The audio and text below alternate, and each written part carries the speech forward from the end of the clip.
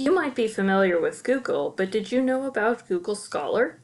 Google Scholar is Google's search engine for scholarly research and will retrieve search results from academic books and articles. Often the links only point to the abstract or brief summary of the article, but Google Scholar will also retrieve full text if it is freely available. Google Scholar's URL is scholar.google.com. You can use Google Scholar as a starting point for research, but be forewarned that not everything will be available in full text, and you do need to be mindful that your results will include items that have not been formally published, such as student theses.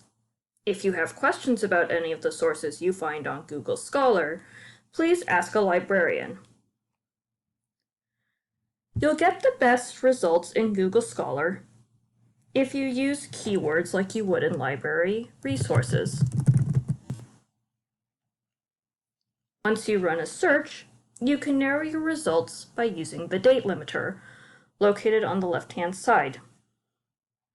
You can select one of the pre-selected ones, such as since 2017, or you can set a custom range by clicking Custom Range and typing in the years you want to cover.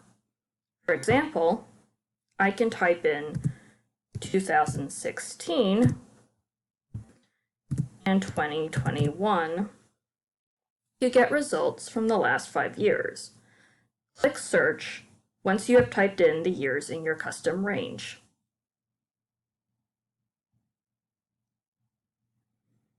Google Scholar can be useful for locating the full text of articles you find in databases.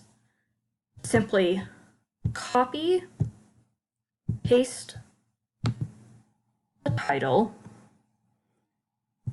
into Google Scholar.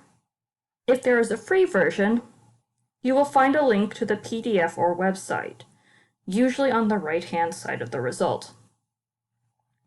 If the article you want isn't available in Google Scholar either, simply email the citation to the library's email, which is library@baystate.edu.